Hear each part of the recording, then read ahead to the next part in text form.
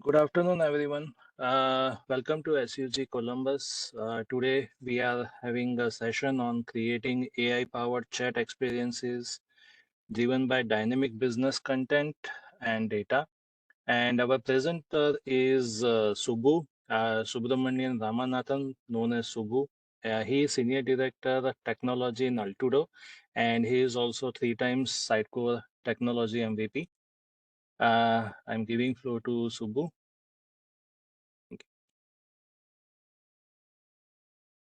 Thanks, Maulik, and thanks everyone for joining this call. Let me share my screen. Okay. I think you'll have to make me presenter.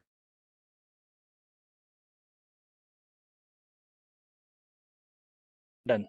Okay.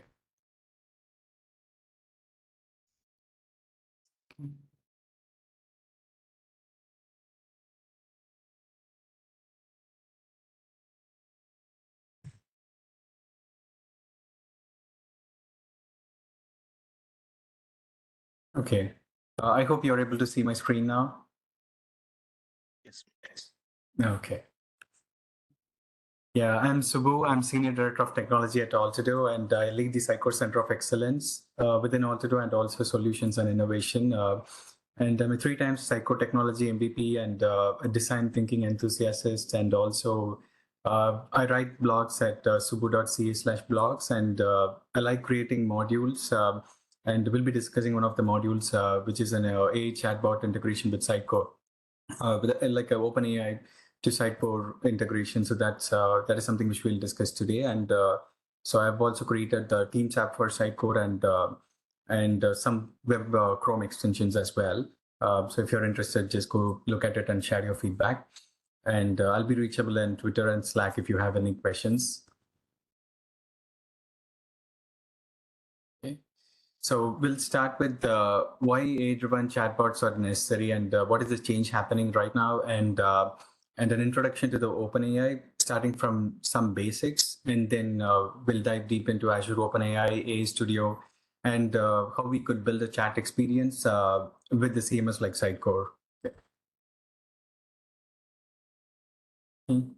So right now, the search experience is slowly changing in the industry. It has started with the Google and Bing right now, which are the major search providers right now. So who were once providing the search in a non-conversational way. So we, if we have anything, any questions, we would usually go and put in the keywords, and they used to display the search results. Now they are slowly migrating to a chat GPT kind of experience where they'll like they summarize all of the learnings which is available in the top 10 results or top 20 results, and they would provide the answers to us. So instead of asking for specific keywords, like you could probably ask what you need to get from by reaching the Google or Bing, and you will just post your question there, and you will get the summarized version of what you could learn from those 10 links, top 10 results, right? So that is what the change is happening in the industry. So this is slowly getting carried over to the websites, and some of the websites have started to adopt that. The reason they adopt that is because we can get high quality responses to our customer. The customer problems will be solved quickly. So if somebody is coming to the website, and sometimes, like if they are looking for a specific information, it might be spread across multiple documents within the website. They don't have to like go to the specific document, and some PDFs are like 100 pages, right? So they don't have to like go through those PDFs or those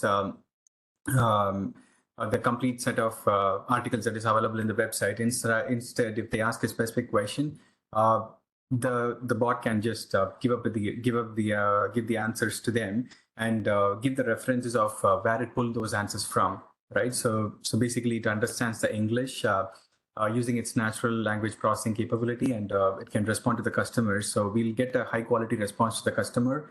And it also includes multi-language support. So we used to do a lot of translations work, and people, like if somebody is living in Texas, they might be much fluent in Spanish than in English. But our website would have content only in English, right? So if you have to do some translations, it would take some effort and cost for us. So instead, we can just host our content in English, and this OpenAI, it has the language processing capability, and it also supports multiple language translations as well. So somebody can ask a question, and it would just translate that runtime, search our documents which are in English, and it can respond back in Spanish as well. So all of these capabilities are now feasible with OpenAI GPT models, and also faster retrieval of data because people don't have to spend too much time. And the personalized interaction is also feasible because we can intersect what data it can look for. Even if we are like providing hundreds of documents to the OpenAI, we could probably tag them because all of these are getting indexed in the cognitive search. So we have ways to do that. There are two major approaches in that. Like one is the turbo model, which has an inbuilt cognitive search type of capability where it indexes the documents. That you'll have less control to inject any personalization. But if you have your own cognitive search embedded with, coupled with the OpenAI, the GPT models, then you'll have the option to create a custom web app, which will pull out only the personalized, like whatever documents you want to show to the specific user, like gated content, all of these. So we'll discuss all of those in detail in the upcoming slides. And we'll also see a demo of it as well.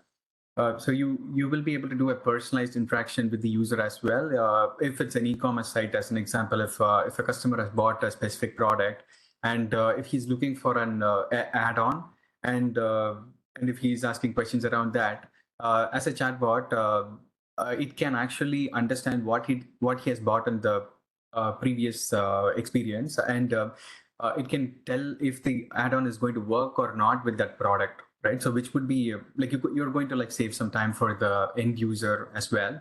So a lot of customizations, a lot of personalizations, gated content handling, all of these are much feasible with this OpenAI integration with Sitecore.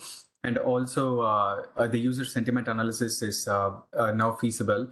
If somebody is asking any question, it's not going to be acting as a chatbot. It's going to understand the sentiments of the user. If somebody is frustrated with any product that gets bought, then it can take runtime decisions if it has to provide any additional discounts or something based on how we configure. We'll have all of those flexibilities. We'll be able to understand the sentiments quickly, and we can react. We just have to like code based on those sentiments, and all of these can be handled, and the feedback can be passed on as well. So we don't have to spend a lot of time understanding the sentiment. Like with some simple queries, we'll be able to get those sentiments and react properly in the code. And also it can bring in cost efficiency as well, because you don't have to translate content, you don't have to spend time, you don't have a dedicated customer service agent sitting looking into all of these, and then you can set up some automations as well. And the other thing is it also gathers business insights. So if somebody is searching for a specific product which is not available in your repository, it is a little harder with the keyword search, because you will have to like go and find like what all produce no results. And sometimes like you might be getting results which is not relevant as well. So if somebody is using a keyword to search something, there might be some results which is displayed to the user which might not be relevant to what he's looking for as well. So it is a little hard to find those business insights with the existing search model.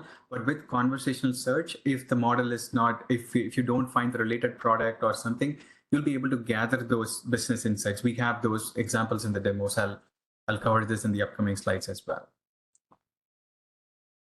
So starting with some introduction to OpenAI.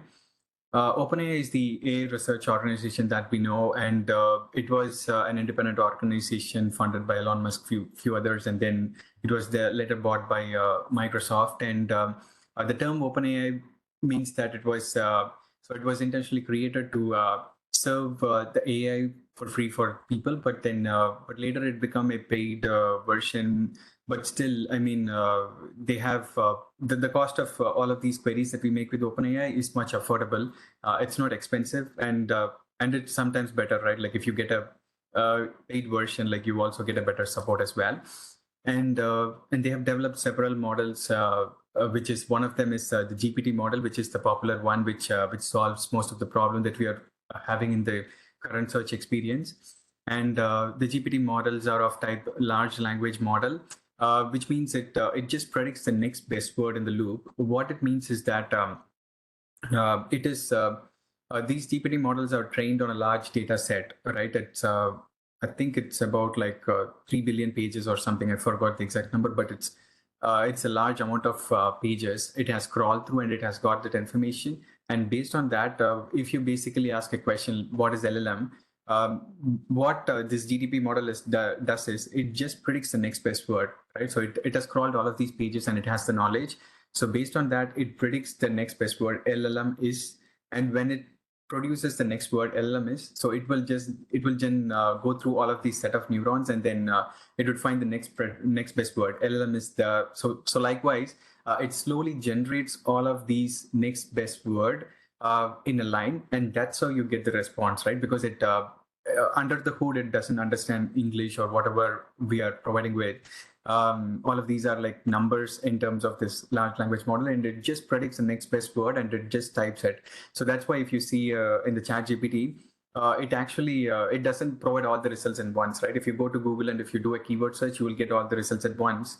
But if you go to ChatGPT, it just like predicts the next best word sequentially, and it looks like it is like an animation, like you get the result in a generative fashion. But basically, it is doing this in an iterative fashion in a loop. It just predicts the next best word for to complete that sentence. And the GPT models are pre-trained in the vast data sets, as I mentioned. And also, the GPT 3.5 consists of 175 billion parameters, and GPT-4 consists of 1.76 trillion parameters, based on which it is predicting what is the relevant and accurate response for our question. To understand what is the parameters, like we have to take a step back and understand this diagram here. So here, if you see, we have three or multiple inputs here, and the bias that we are passing in here, and there are weights, and there is an activation and output. So this is a diagram of a neuron. Here, what you can think of is like in case of pre-training, basically there will be multiple like if you want let's say if you're building an affordability calculator, where if I want to tell if I will be able to afford a coffee, here the first question will be the first input will be, can I afford a coffee? And the second input that we will give is, I have $5. And the third input that we have is, the coffee is $2, right? And the output that we want to see is yes, because I have $5 and the coffee costs only $2. So the output that we want to see is yes. So since we want to see the value as yes, we will put some kind of weights and bias to adjust it to return an S. Like in case if it returns no, we just fine tune those weights and bias in such a way that it returns an S, right? So likewise, if we change those inputs, instead of I have $5, if I change it to like I have only $1, then this bias and weight have to be adjusted in such a way that the output becomes no. So this is the basic pre-training of a single neuron, but in a large kind of a vast environment like this. Like what you see here is that the weight and bias is the parameters. In case of GPT models, it's very vast, right? So they have to handle large amount of data sets. There are large words like what I've explained is just a one combination, right? But they have to like tackle millions of situations. So they had to have 175 billion parameters, which means those weights and bias combinations. So they need to have 175 billion parameters to be able to predict the accurate and relevant response. And this is how the system will look like, right? So you'll have an input layer and multiple hidden layers and an output layer, and there will be multiple weights and bias in each of these combinations, and multiple layers of training has to happen. So it's a long process, and this GPT model has been through a long process before it has gone into this type of stage that we see here. And this is what it makes it powerful, right? Because it has like a lot of parameters, and GPT-4 is able to predict even more accurate response with 1.76 trillion parameters. And the benefit of this GPT is that the GPT is able to do all of these, right? The chat GPT is able to do all of whatever question we ask, it is able to answer that, and all of these. But the benefit comes when we are able to integrate that with our application, right? So that's when we'll be able to provide benefits to our users. So it involves REST API integrations as well, so with which we are able to achieve those. And the OpenAI models can also be fine-tuned for specific tasks. So right now the model answers in a specific way, and if you want that to be fine-tuned and handled in a different way, you have options to do that. But hosting these fine-tuned models is a little expensive. Like I think the minimum that you would look at would be like $4,000 per month or something roughly. So it's expensive. But most of the times we'll be able to handle it with the RAG approach. It's called retrieval augmented generation. We will be able to see that. With the retrieval augmented generation, we can embed that into the websites easily, and we don't have to fine tune our models. With the RAG approach is relatively much cheaper than what we see. And also, this ChatGPT is just a specific implementation of the GPT models because they want to take it to the market. So it's an example, but the GPT models is something which we can integrate with our applications. Moving on to some of the basic OpenAI concepts, prompts. So this is the user input or the user's query, and it includes those instruction, context, input data, output indicator. As an example, so if you want a PPT to be generated by ChatGPT, for an example, so you will probably give an instruction on what it needs to generate, and you will provide a background of what you need it for. Like if you wanted it for a user group presentation, as an example, you can say that as a context, and then the input data, if you have any details that you want to add to it, with which like you need all of these to be prepared. So that would become an input data, and output indicator is like if you want it as a bullet point or something. So you can probably give those details, and ChatGPT will provide details in bullets or table or whatever format that you're looking for. So this consists of the prompts, and the completion is what the GPT respond back with. And tokens are something which is interesting. So if all of the words that you see in English, right? So this is something, if you take the word chunk, the ChatGPT or the GPT model cannot understand that. So what it does is it generally breaks those things. The chunks, it will be break that into CHU will be considered as one chunk, and then NK would be considered as another chunk, and S would be considered as another chunk. And all of these would be converted into word embeddings.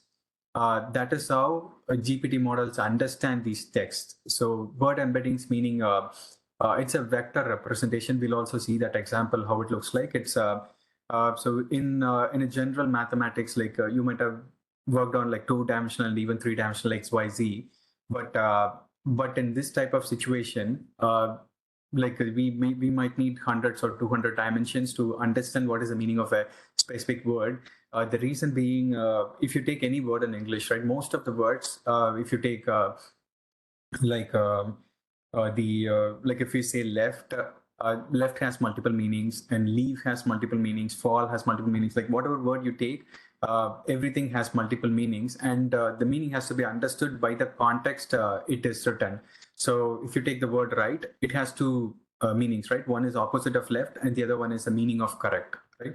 So based on the sentence and the combination with the other language, other words in the sentence, the GPT has to understand what we are referring to here as a meaning for that word, right? So basically, in terms of GPT, the word doesn't make any sense, but the numerical converted variable, so which is that the vectors or the multi-dimensional vectors, like that would only be making sense for the GPT to understand what each word is. So that's why it converts everything into chunk, and that chunk will get converted into a word embedding, which is the vectors, and it'll be stored, and it'll be able to do it. And we can also view that when we index our content into cognitive search, we'll be able to view that. We can see that in the demo. And the prompt engineering is something which we based on which, like if some user is asking a specific question, so we can actually include the history of the questions that is asked by the user, history of the responses, a few things, like just to kind of highlight what is the user's intent to the GPT, because GPT has those limitations, right? Like in one query, like you cannot pass, I think the limit is 2048 characters, like with the like 120K is a limit, I think, with the new GPT-4 model. So there are certain limits which you cannot exceed. So you have to kind of understand the user's intent, summarize, and then send it. So that's the terminology which is used for prompt engineering. And plugins is the ChatGPT plugins. It was this is, so if you are using ChatGPT Plus, you will be able to look into these. You will have the option for plugins. There are, I think, multiple plugins created by multiple providers, Expedia, all of these, and you can create your own plugin for your customer as well and host it in ChatGPT. And fine tuning is something which we discussed. It's basically if you're not able to achieve anything with the prompt engineering, then you will go with the fine tuning approach. The prompt engineering is also a combination of the retrieval augmentation model. So when it's not feasible, then you will fine tune, and for fine tuning, you will present your own questions and what response you would want the model to respond. So you have to provide some kind of examples, pre-trained examples to the model, and fine tune and create your own custom model. And moving on to how the OpenAI models will work, if you take an example of ChatGPT, when we provide the user's input, what happens is it does the tokenization, which means it creates those chunks, and each of those chunks will get converted into these word embeddings, and it would then go to the neural network, which we discussed in the first slide. And based on this neural network is going to predict the next best token, and it does this in an iterative fashion. And as soon as it does the prediction, it sends that token for decoding, and once it is decoded into an actual word, English word, then it would be sent to the sent as a response. So this process that you see here is iterative, and this is what happens behind the scenes under the ChatGPT hood, like if in the layman's terms. And this ChatGPT is all great, right? These GPT models, all of these are great, but it has some challenges when it comes to integrating with your own experience, right? The first thing is extensibility. Fine-tuning models is very hard because you cannot give hundreds of examples. It's very painful to like create all of those examples to make it a custom model, to make it work for your implementation, giving all of those inputs and all. So the extensibility is hard, and the solution that we got with ChatGPT was the ChatGPT plugins, where like you can plug in your API as well. So ChatGPT will query your API and your data, and it would send the response back. But then there is some limitations with the ChatGPT plugins because you cannot integrate the ChatGPT plugin with your website, right? So those details cannot be integrated with your website. It just like it will live within ChatGPT plugin. And the next thing you'll see here is the lesser flexibility in the usability as well. So what it means is we are all used to the Azure based work environment, right? You'll have multiple options with the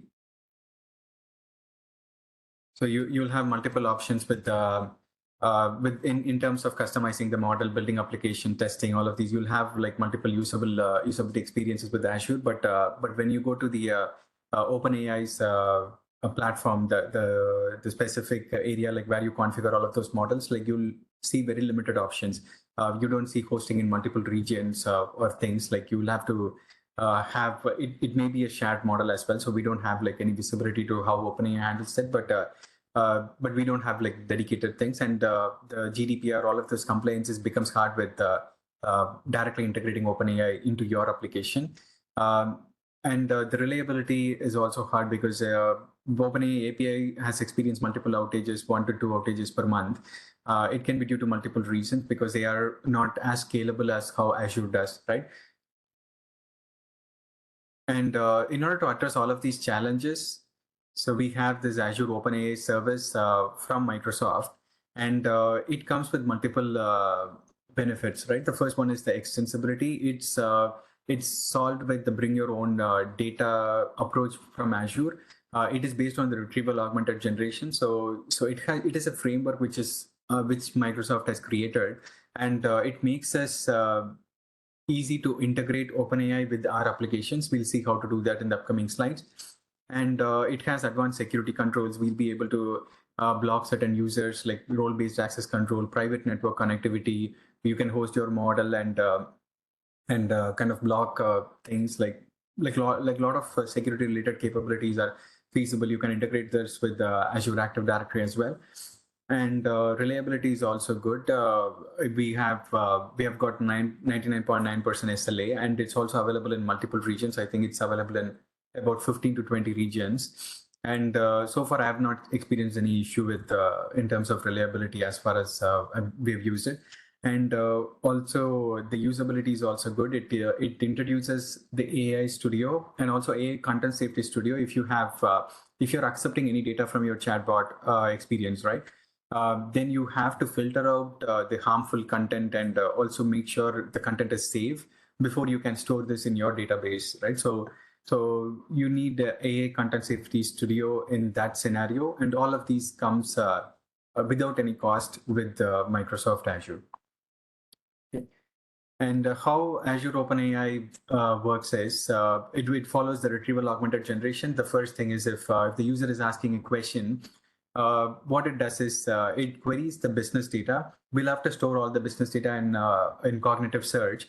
It can be files or even the databases or the Sitecore content. All of these have to be stored in the cognitive search, and it has to be indexed and in a vector format as well. And when the user is asking a question, we will, based on that question, the question will be converted into a vector format, and using that vector format, whatever is stored in the cognitive search will be compared, and the closest matching list of documents will be pulled out, and the pulled out set of documents will then be used to create a prompt for the GPT-4 model. Okay. Along with the user's question and along with the search results that we get from the cognitive search, we will be sending a query to the OpenAI GPT model, and we'll be getting a response from it. Okay. So this is the high level approach based on which all of these OpenAI integrations with the website is being built up. Himadri, you have a question? Yeah. So in the Azure OpenAI, who is responsible for embedding part? Like, you said that you have to convert it into Embeddings. vector, right? So that means that you have to embed it somewhere. Yeah. So Yeah. So with the Sitecore, so that was the module that I mentioned earlier. So I've created a module which invokes the Azure APIs, OpenAI APIs, to convert the content into embeddings, and will push it into the cognitive search. So it will be okay. all our responsibility. Yeah.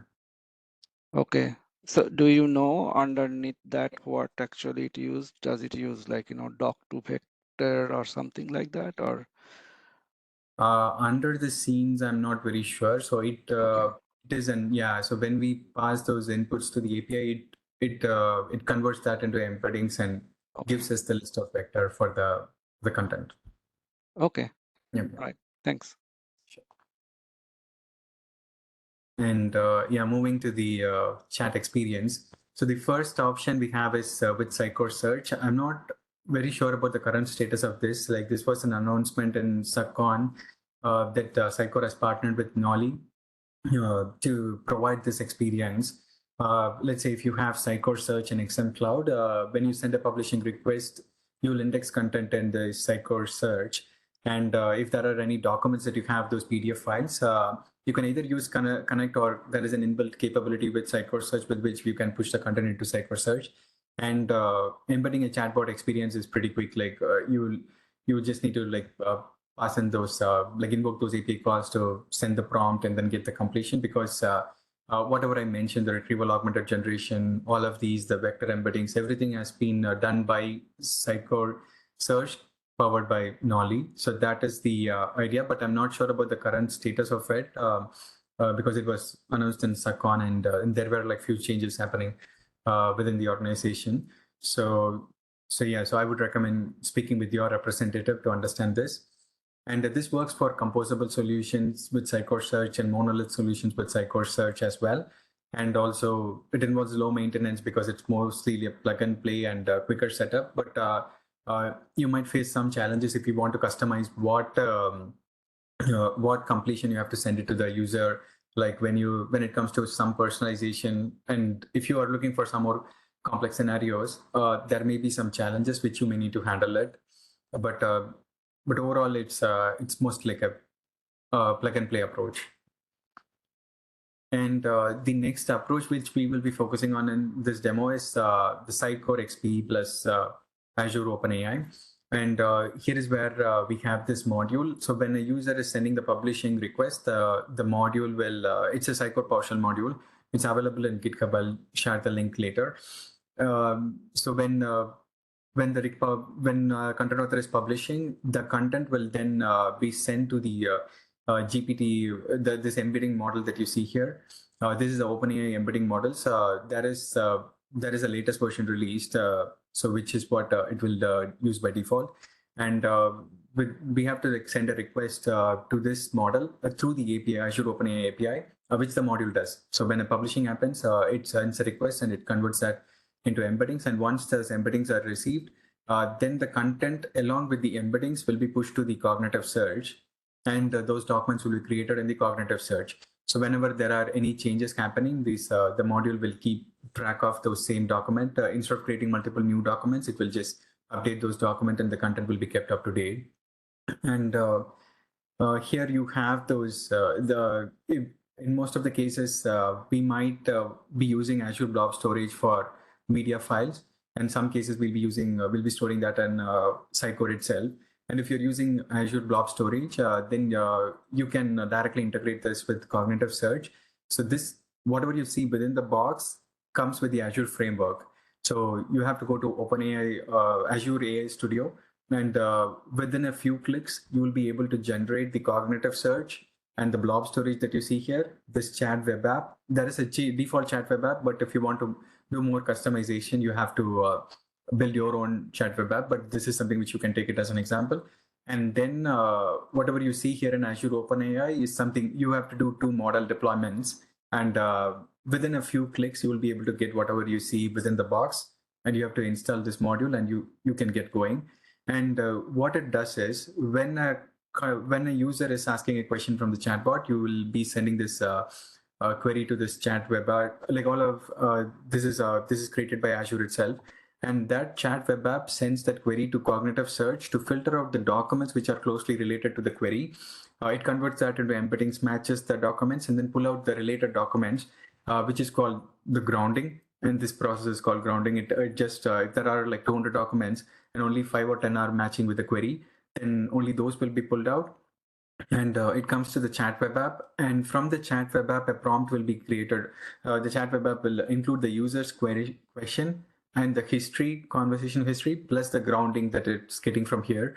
All of these will be combined and a prompt will be created, and it will be sent to the GPT-4 model, and the GPT-4 model sends back with a completion, because the GPT-4 model doesn't have the data in itself. It just gets the data when we make this request here. So it'll get the data, and it'll have the question, and it'll have the history, what user has asked for in the previous conversations, and then it will send the completion here, which will be sent back to the user. So here, if you can see, a GPT-4 model is being used only for natural language processing capabilities because it understands English, the multiple meanings of a word. All of these capabilities is what understood, and it focuses only on the user's intent and gives back a more precise answer. So that is the work of this, and the cognitive search hosts all of the documents and the data. Okay. And the chat web app is otherwise called as orchestrator, which orchestrates between all of these and sends the response. Sure, I have a question. Yeah. So can you go, are you suggesting that this is actually, I don't see Sitecore search here, right? So this is using Azure and the cognitive search. Yeah. So this is going to be a custom module that you are proposing to create for the chatbot. Yep. And then earlier slide, you had Sitecore search. So do you mean that Sitecore search does not provide this functionality today, and this is the way? So this works for customers who are not in Sitecore search at the moment. Okay. Yeah. So this here, if you see the target audience, it works for monolith solutions and composable solutions where Sitecore search is not being used. And if Sitecore search is used, so you might need to connect with your sales representative and make sure it works for your scenario. And if it doesn't work, then this will be the fallback solution. Yeah.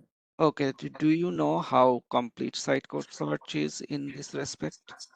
The Succon video that I saw, it was Yeah, it was quite impressive, but I didn't see those options of personalized chat responses or the customized chat responses for the user.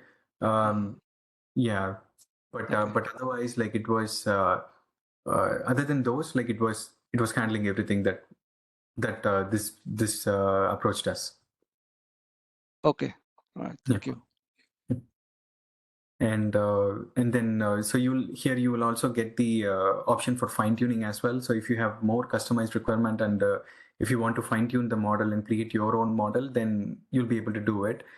And also the content filters are an additional benefit. You'll be able to filter the content based on the harmful content. If you want to filter out these, you'll have those options in the Azure AI Studio to filter the content based on those factors.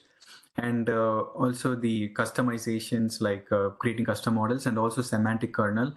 Semantic kernel is a new framework from the Microsoft which is based on C# as well. So you can write, you can integrate and work with OpenAI in C#, customizing all of these experience. Like basically the chat web app, if you want to rewrite, you can use the semantic kernel and C# framework to rewrite this and make it work for your case. And personalized experience is feasible, and additional data sources support is also available. And so they have increased data sources support recently as well. So I think they support XLS as well, and a few more commonly used templates.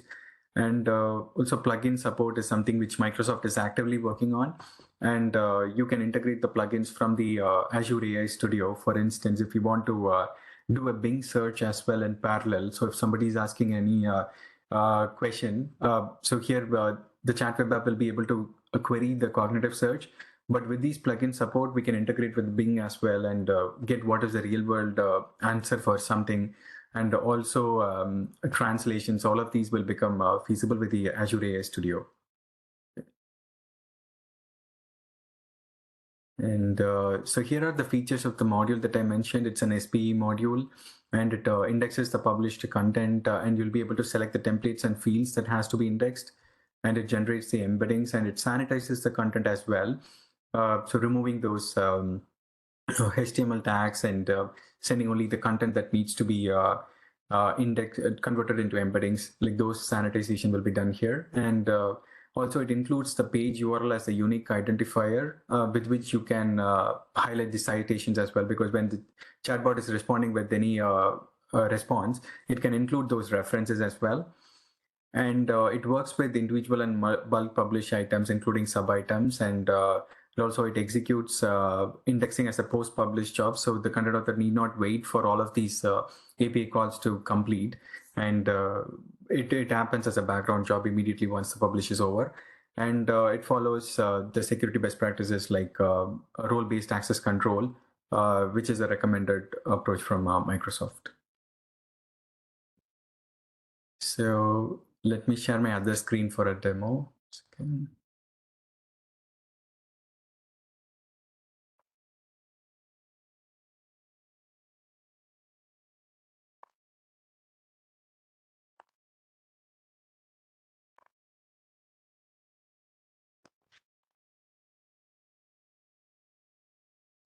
So are you able to see my Edge browser now? Yep. Yeah, okay.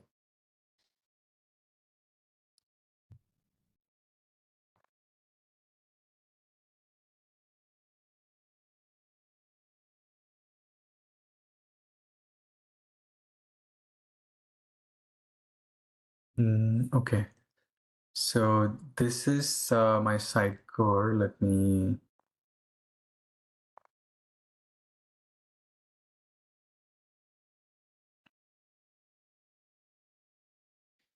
So I'll go to the articles and I'll give you an example of this item.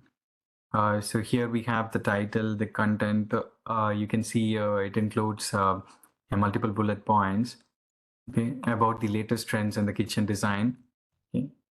And now if I go to the, this is the index that I have. Right now I don't have any content in this index. And we have the the blob storage, which I was highlighting, and it doesn't have any content as well.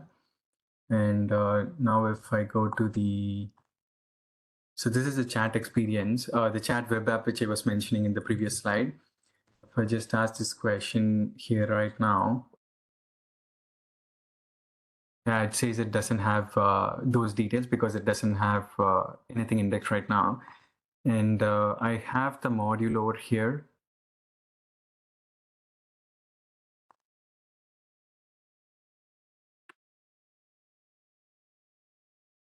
And this is a module. It has the event handler, which is getting triggered on the publish end. And then, so I've installed added a warning, I'll show you. And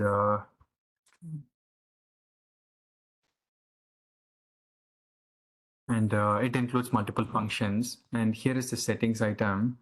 And here, just for the demo's sake, for someone to get it to working, I've included some of the keys and everything here. I'll clear those keys up, but I'm just showing this for your reference. But when you do a production deployment, you have to ensure you store the secrets in the key vault or whatever your process you're following in your solution, and those keys shouldn't be stored here. And here you can select those templates and the fields. And so these are the keys and secrets that I'm using, like which is the OAuth token and the OpenAI settings, cognitive search settings, all of these. And here I showed you this. So now let me upload the document. So I have one PDF which I'm uploading right now. So this is the PDF that I'm uploading. It has things in a table format, as you can see, the learning plan, included modules. Okay, but OpenAI is able to understand that this is a table, and whatever bullets we see here is only connected with what you see on the left side. So all of these details it is able to understand.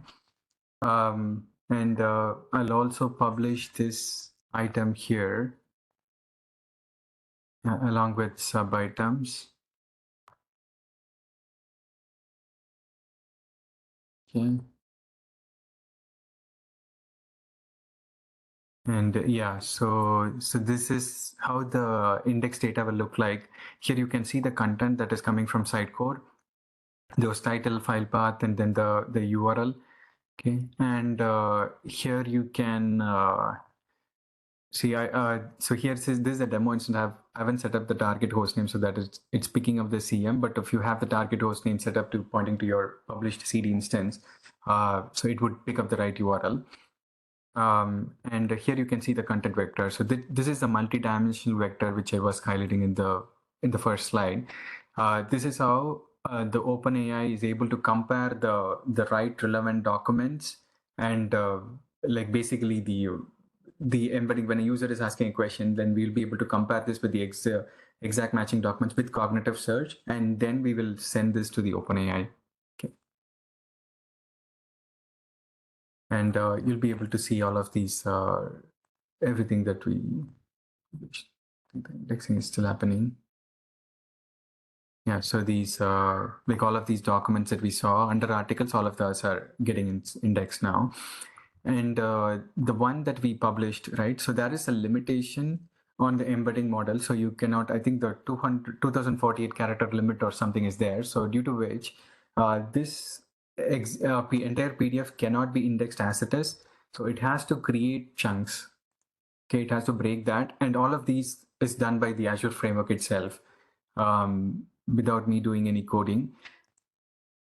So if I go in here, so I've configured it to run for every 5 minutes, but I don't want you guys to wait. So I'm running it right now.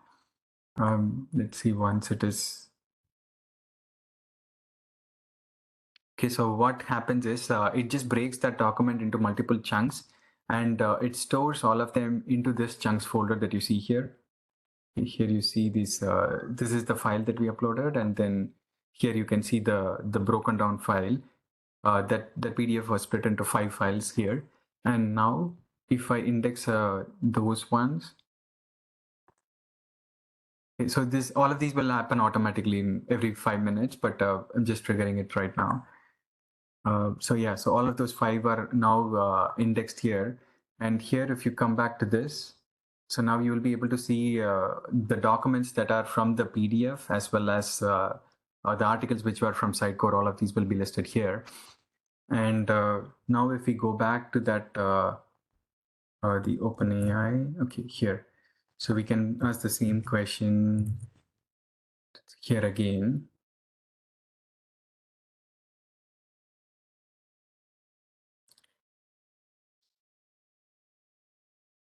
Okay, yeah, so here it comes back with a response.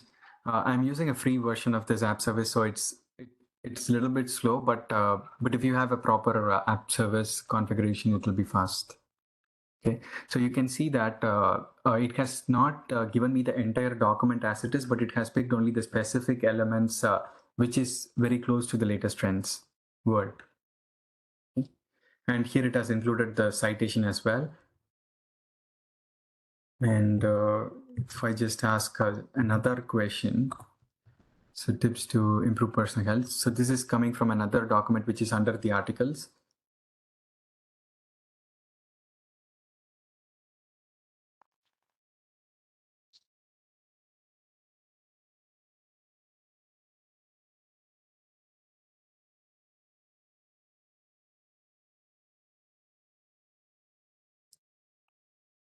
And if you compare those answers, like this is not exactly same as like what we would see in Sitecore. It's basically, it has just picked only the specific elements and then it has phrased it in such a way that it is very close to the question. So, and here, as you can see, it has picked from 3 different pages here, and it has like because the answer for this question is residing in all 3 pages. If a user is searching for this in a normal search, like he might find the first article and he might move on. He might be missing the 2 other articles. But now with this conversational search experience, we are able to give them a consolidated answer, and we are also showing them what all they need and what all we have as well. Okay. If I ask this question, what are the learning plans available with Sitecore, which is related to this PDF?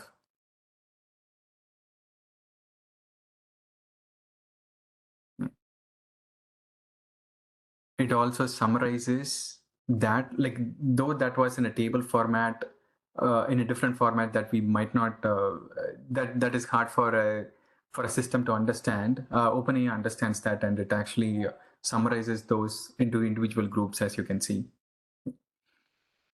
Yeah. And I also wanted to touch base on the normal search that you see here. So I'm asking the same question here. It's a keyword search.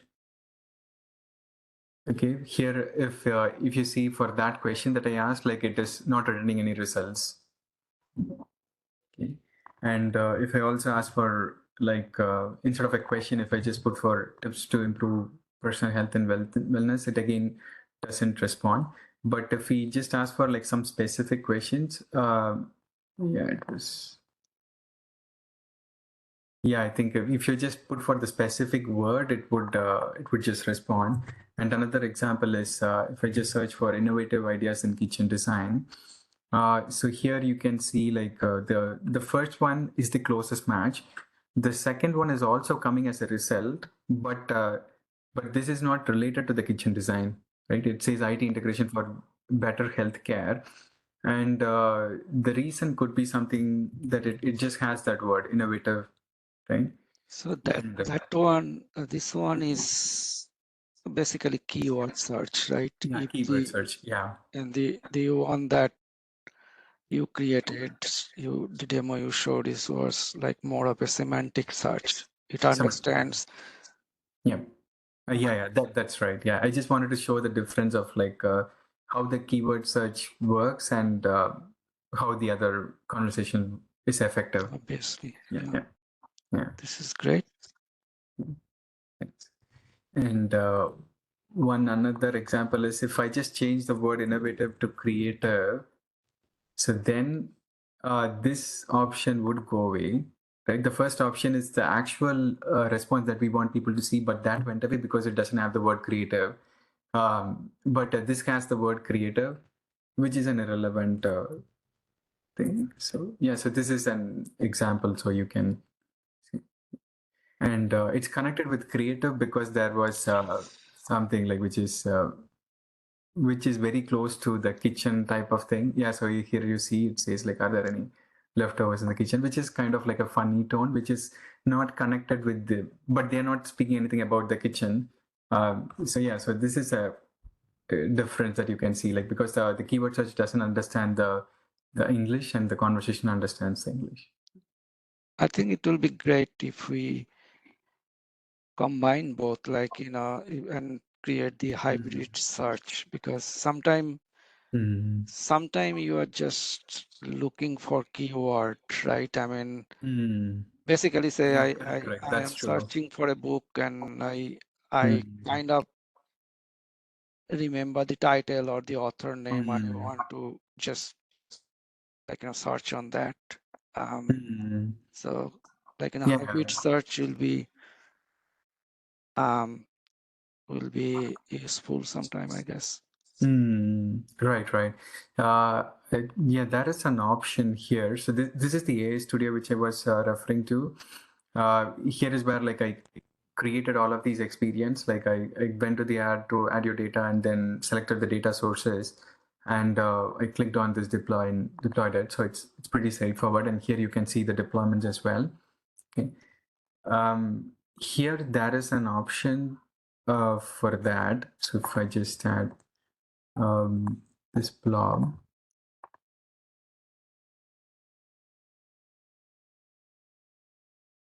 So here, we just see test.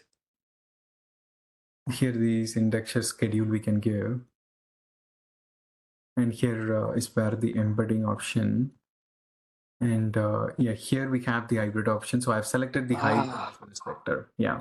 Yeah, that's okay. That's what I was looking for. Yeah. Yeah. Yeah.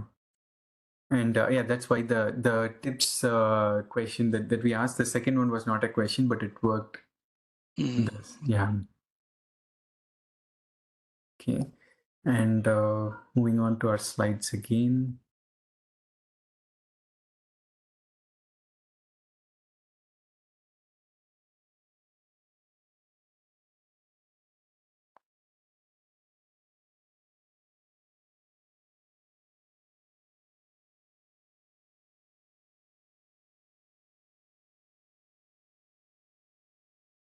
Yeah.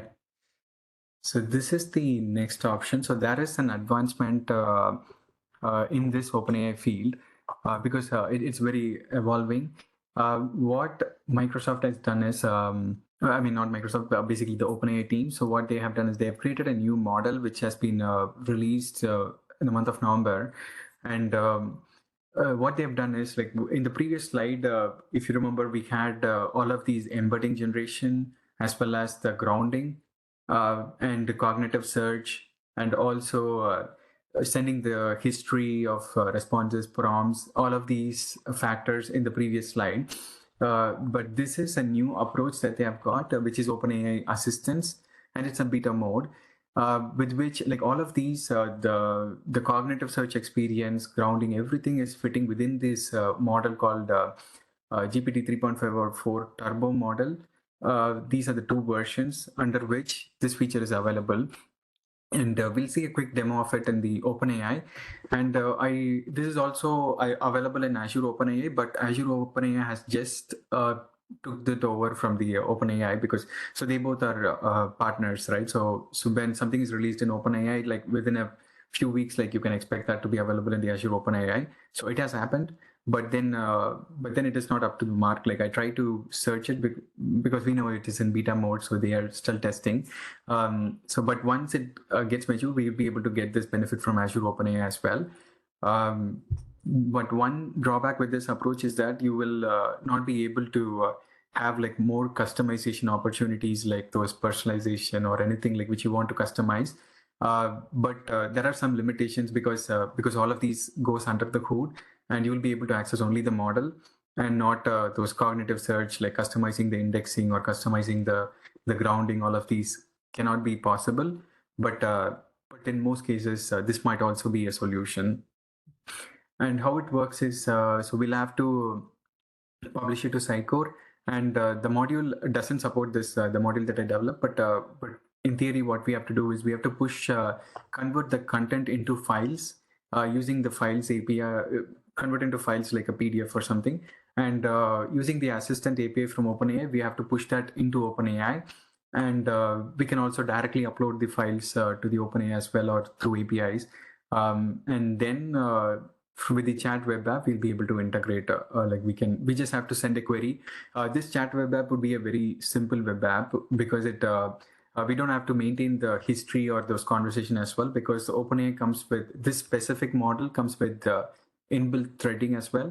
So it keeps track of those history of the messages, and you just have to call when you make this API call, you have to specify the thread ID and what is the user's question, and OpenAI has the history and all the data already injected, and it will give you the response as well. So this will be a very simple approach, but then it may not work in all situations, like where you need more customizations.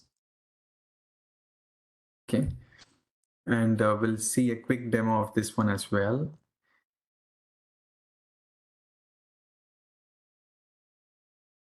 Okay. Yeah, we're almost done. So in the interest of time, I've already searched and kept this open here. So here, if you see, so you can create multiple assistants here in the OpenAI. And here you have the options for fine tuning and all, but you have to go to the assistant and create an assistant. And this is how it looks like. You have to select the appropriate model. And here we have the retrieval option that we have to set up, and you can inject the files either through APIs or manually as well. So I uploaded the same learning catalog here, and here, as you can see, it created a thread here, and then it also has the response from the Sitecore AI chatbot, so which is similar to what we saw in the Azure OpenAI as well. Okay. And the other aspect to it is, like in the Azure OpenAI AI Studio, here as well you can see the assistants. So this is, as I said, like it has already been migrated, but I tried to query here, like I didn't get the expected response because it is in the preview mode. So I think we might need to wait for some more time to see this working properly. Okay. Any questions around this?